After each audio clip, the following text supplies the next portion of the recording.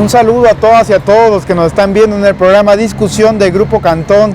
Y en esta ocasión, caminando por las calles de Polanco, tuve bien encontrarme con una eminencia, alguien que tiene en su sangre el linaje de un gran personaje que fue Jaime Sabines, mi estimado amigo Eloy, cónsul en Florida, en Orlando. Estimado cónsul, qué gusto saludarlo. Yo sé que usted no necesita presentación, pero adelante, si gusta platicarnos un poco, etcétera. Qué gusto. No, gracias, un honor encontrarnos aquí en estas calles. Y bueno, pues efectivamente nos unen mucho los tabasqueños con los chapanecos. De hecho, mi padre fue muy amigo de la familia de Cantón, Cetina, de también fue gobernador. Mi tío Jaime pues, fue un poeta popular, un poeta del pueblo. Él decía que la poesía, a diferencia de la novela, eran compartir vivencias, algo que tú vives, tu experiencia, algo que viviste. A diferencia de la novela, que puede ser de ficción y demás, la poesía es algo que tú viviste. Y en Orlando hay un movimiento que se llama Teatro Cuatro Gatos, en donde hay gente de Uruguay, de Colombia, de Venezuela, de Argentina, y ha habido tertulias literarias.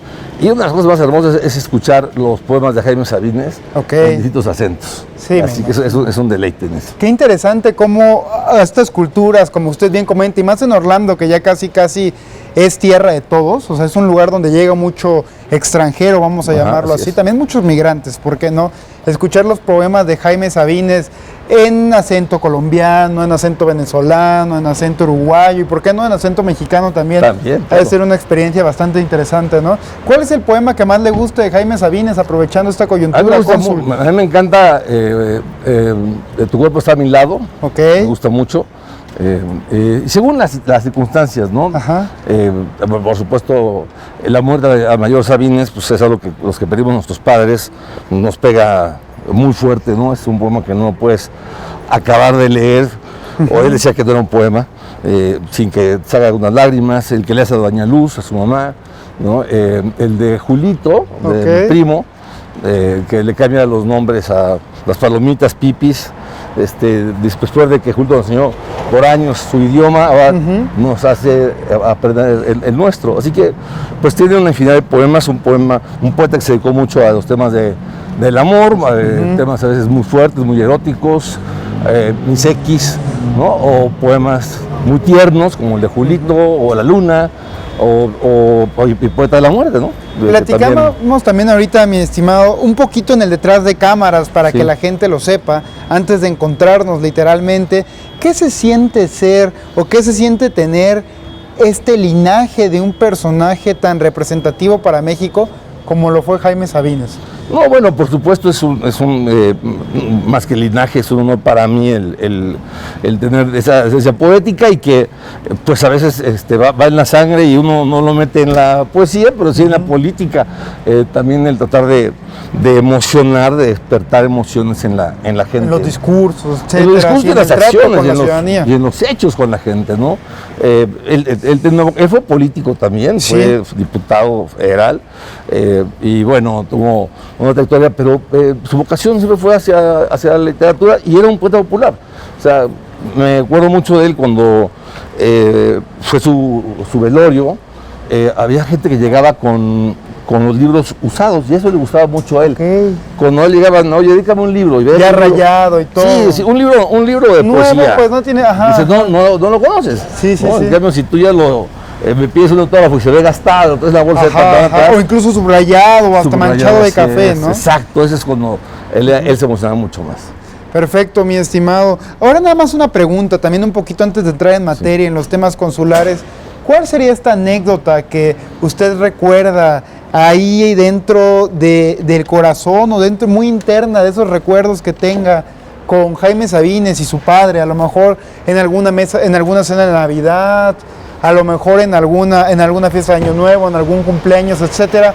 ¿Cuál fue ese recuerdo que más le agradece al maestro que fue Jaime Sabines? Bueno, te cuento dos muy rápidas. Una, él tenía, después de que mi padre fue gobernador, él tenía un rancho que se llamaba Yuria, que es el nombre de un libro.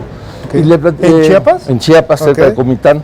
Y un día le dice Jaime a don Juan, a mi padre, oye, fíjate Juanito que tengo este rancho que se llama Yuri, a ver cuándo vas, está muy bonito. Ah, sí, le decía Meco, porque en Chiapas le decimos a los güeros, decimos Meco, mi tío Jaime era de ojo azul, entonces ¿y cuánto vale? Pues no sé, más o menos tanto. Ah, qué bueno. Entonces en ese momento le habló al Estado de Agricultura, que era el Gordo Pesqueira, y le dijo, oye, mi hermano te vende el rancho. ¿Pero cómo? Sí, porque tierra ni las uñas en Chiapas. O sea, pues de esa parte de integridad.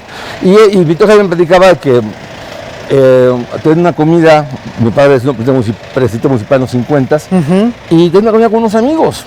Se iban a echar una botana seguramente, como es costumbre en Chiapas, y llegó una señora a decir, fíjate Juanito, que tengo un problema acá con mi vecina y la calle, y decía yo Jaime, oye, ¿por qué no mejor vamos a comer y mañana a ver este problema? ¿No? Y él se fue a ver el problema, y él me decía, esa era vocación política de tu padre, cosa que yo no tenía, él me decía. Y una que me ayudó mucho a mí, un día lo fue a ver el Liceo Colosio, cuando estaba ya muy enfermo, mi tío Jaime estaba operado de la pierna, él tuvo una vida complicada al final, los últimos 10 años fueron muy difíciles, y me dice, va a venir Colosio a verme, vente, ¿te gusta la política? Vente. Yo tenía 23 años, ¿no? ¿Ya había salido de la universidad todavía? Yo estaba estudiando, estaba terminando la Ibero. Ok. En el 94, ¿no? A principios de enero, y fui. Y entonces el Liceo Colosio le dice, oye, tu sobrino, ¿quieres que lo impulsemos o que pique piedra? Y mi tío Jaime, que generosamente dice que pique piedra, que empiece desde abajo. Pegando carteles casi. Sí, y eso me formó mucho, porque en mi vida yo no tuve padrinos.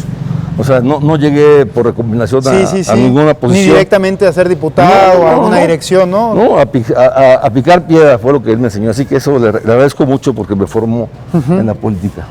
Mire, qué interesante, mi estimado cónsul. Gracias, y un poquito entrando en materia también, en toda esta responsabilidad que implica ser cónsul, y si me lo permite, con este gran reto y obligación que ustedes tienen, recapitulando algo que ha dicho el presidente Andrés Manuel López Obrador, nuestros héroes migrantes, ¿no? Nuestros héroes migrantes que implican este contexto de que del envío de las remesas para toda la ciudadanía que tanto las necesita.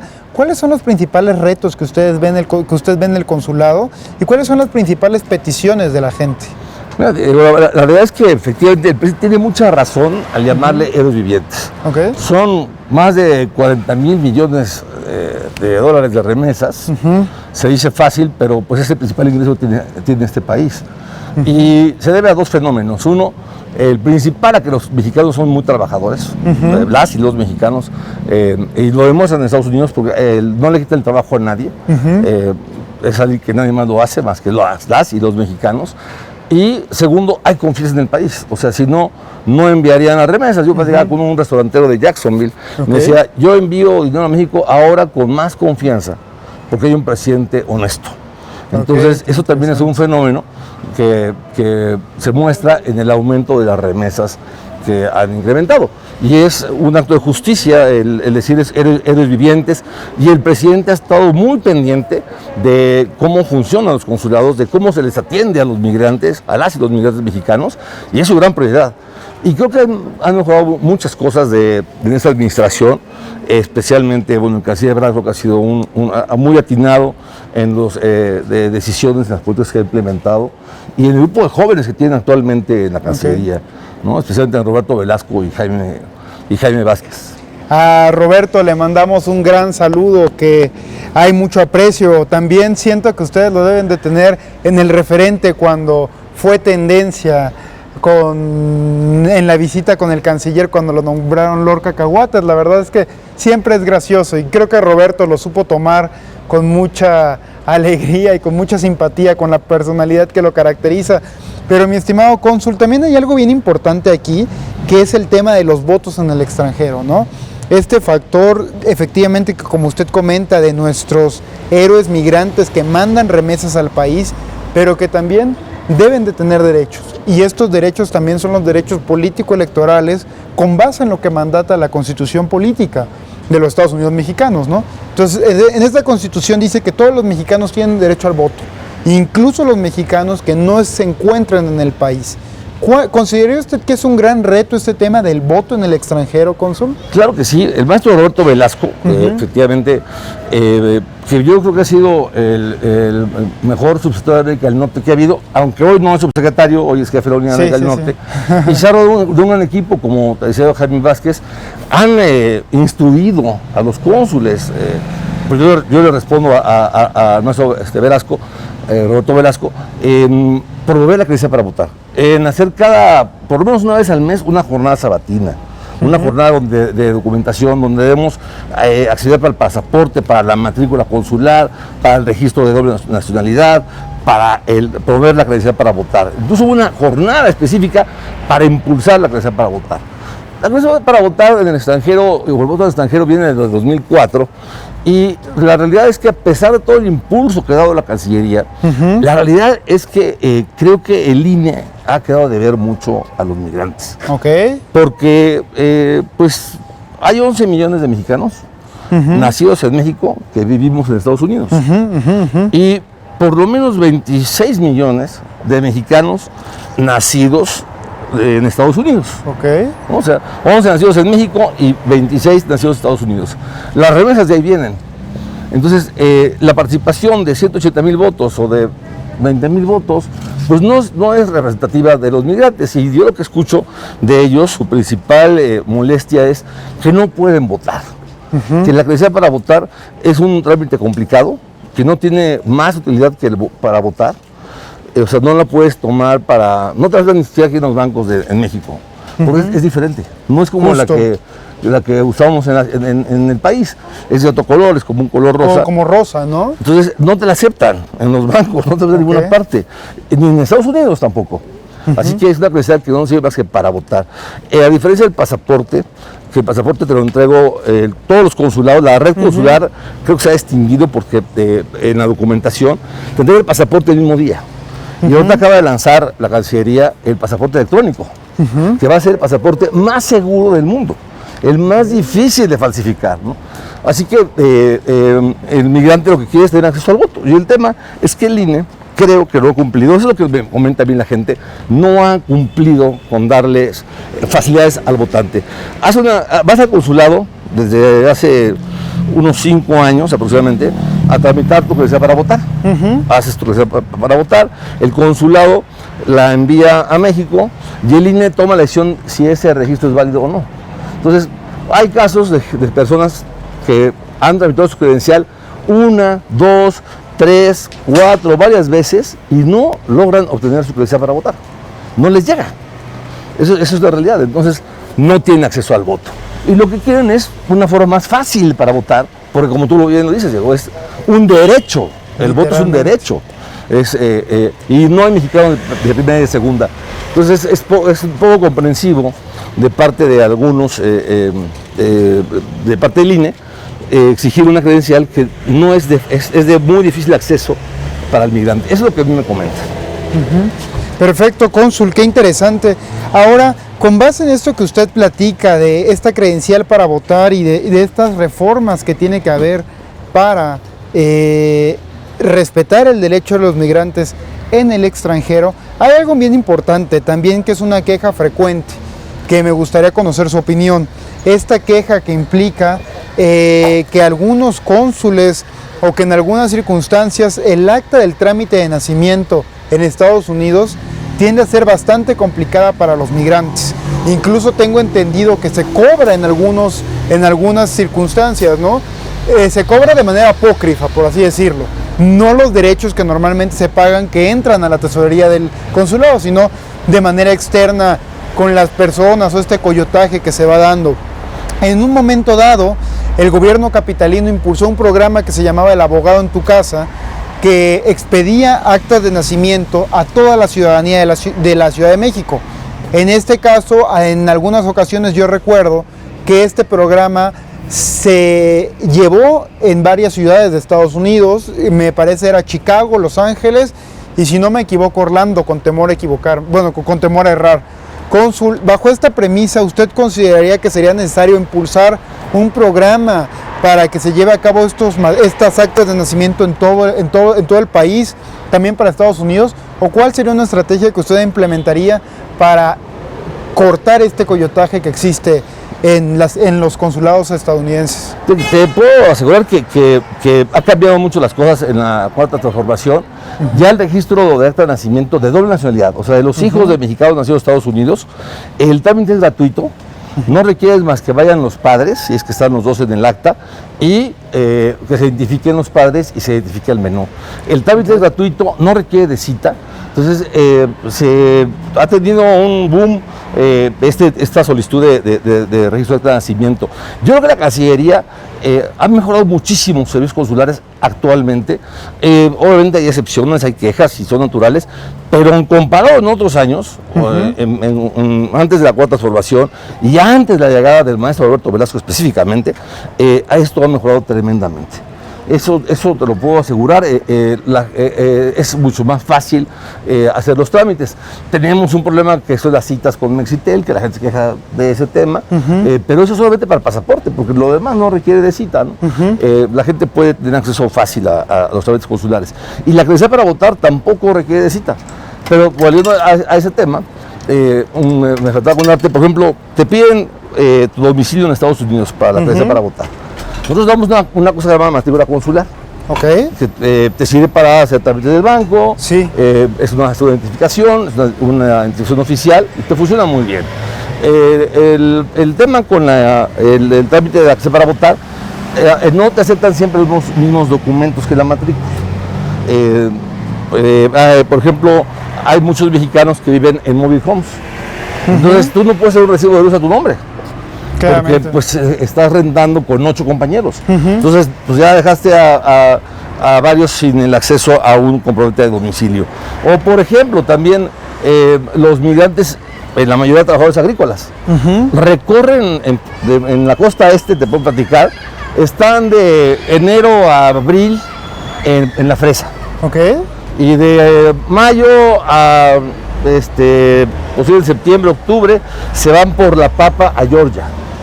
Y después se van tal vez a norte de Carolina, por otro tipo de producto agrícola. Es decir, no viven fijos. Entonces no puedes domiciliarlos porque viven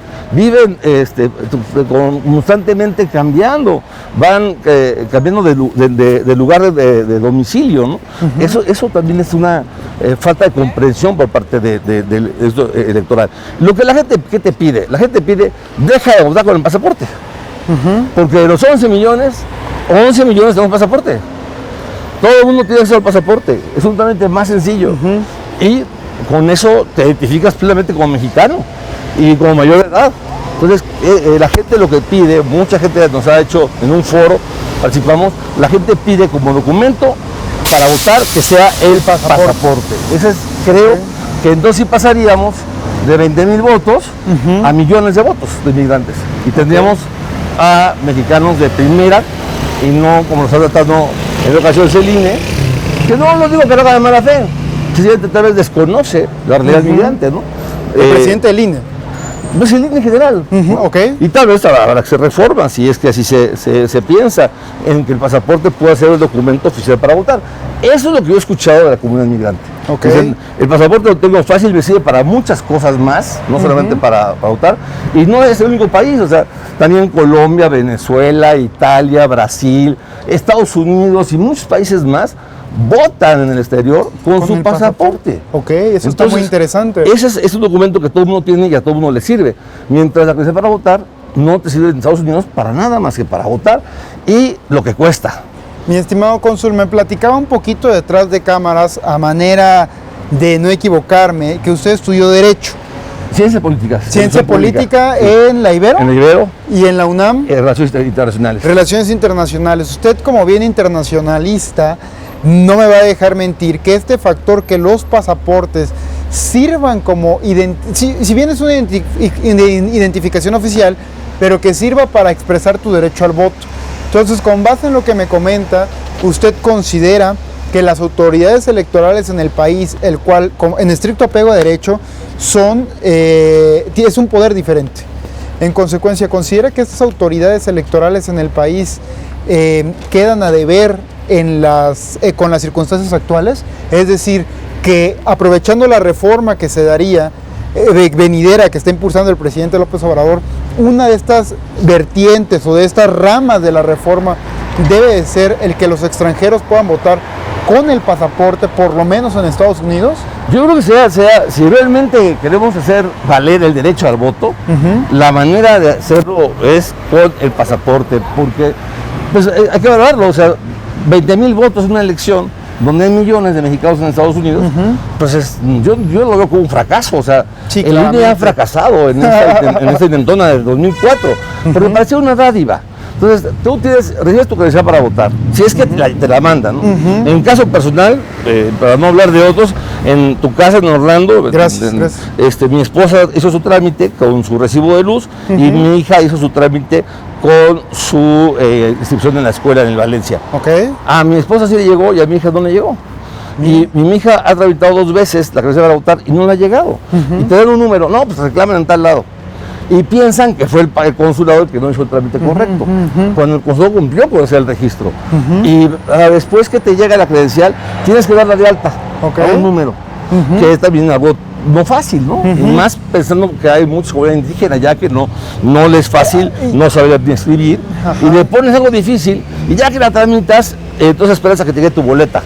Y también el acceso a internet, que es un factor preponderante. Además el acceso a internet, que no siempre es fácil, y el costo que es enviar una credencial, no sé, pues de las tradicionales de tarjeta, ¿no? Las que sean, ¿cuánto te cuesta un envío? Por lo menos te cuesta $30. A México por prepagado, correo certificado.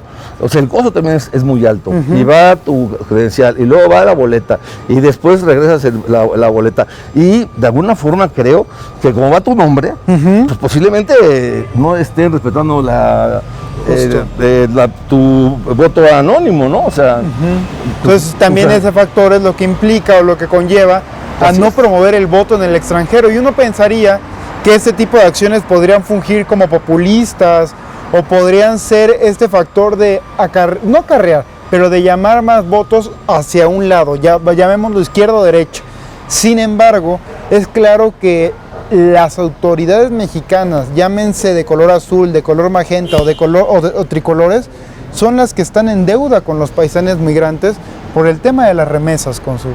Entonces creo que sí es importante exponer esta reforma, incluso en algún momento dado exponérselo al presidente de la República en alguna conferencia de prensa matutina, para que se destaque el heroísmo de las y los migrantes en Estados Unidos y que por fin puedan ser representados por las personas que ellos consideran que son los adecuados.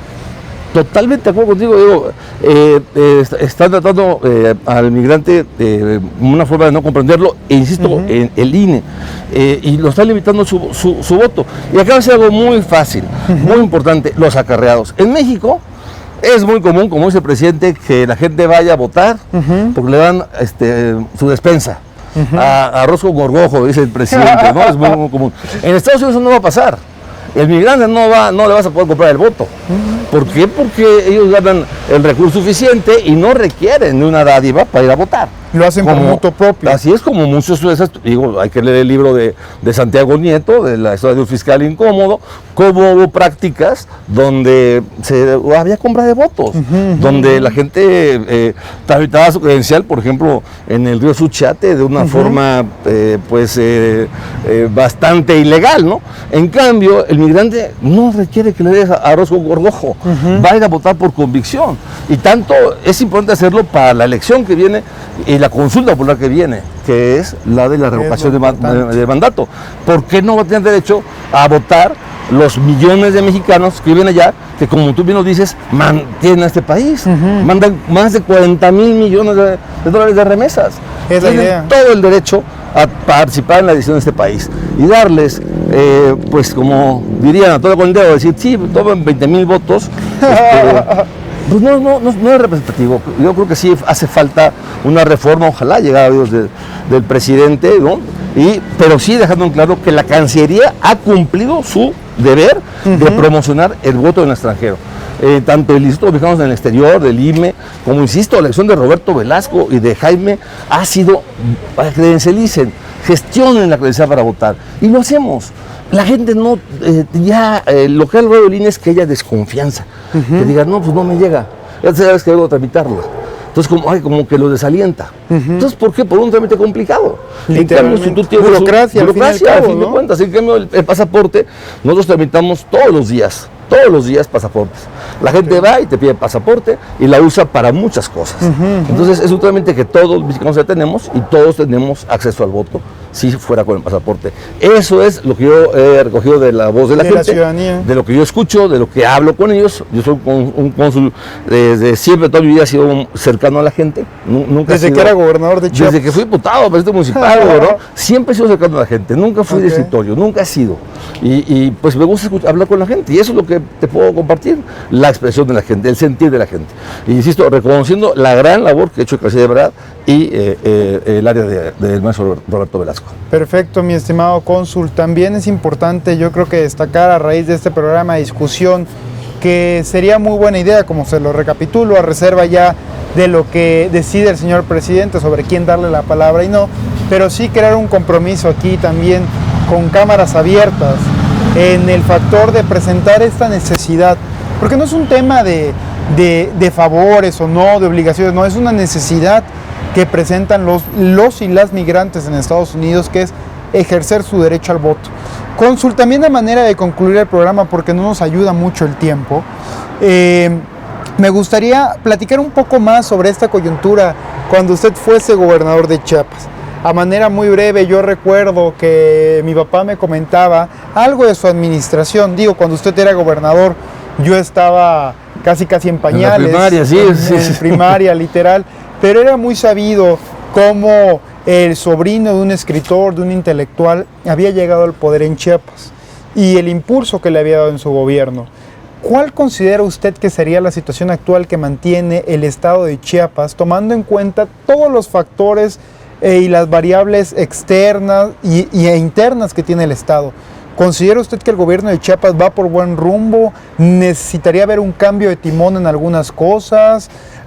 ¿Dejó un buen legado usted en Chiapas? ¿Qué nos puede comentar al respecto? Es el juicio de la gente. Nosotros lo que hicimos al llegar al gobierno de Chiapas fue cumplir las promesas que ha hecho el presidente López Obrador en Chiapas, como por ejemplo el aeropuerto de Palenque o el programa Amanecer, que era un recurso que se daba a los adultos mayores en Chiapas, y los programas que logramos, por ejemplo, en el combate al outsourcing, ser el estado número 1 en generación de empleos, más empleos que nunca en la historia de Chiapas.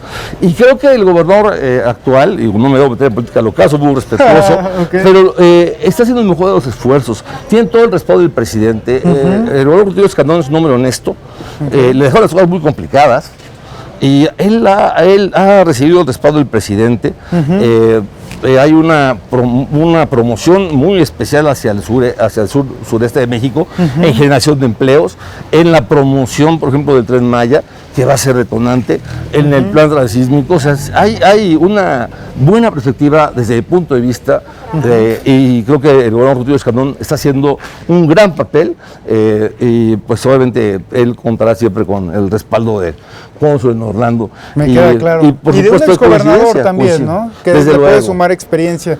Sí. A manera también ya de concluir esto, mi estimado cónsul, ¿cuál sería este legado o cuál sería esta acción que usted guarda con afecto en este baúl de recuerdos en su mente que hizo por las y los chiapanecos? A lo mejor algún programa de gobierno, a lo mejor algún apoyo en especial a algún chiapaneco que dijo: yo anhelo esto, una beca, no sé, desconozco. ¿Cuál considera usted que ha sido este legado que dejó un Sabines dentro del gobierno de Chiapas?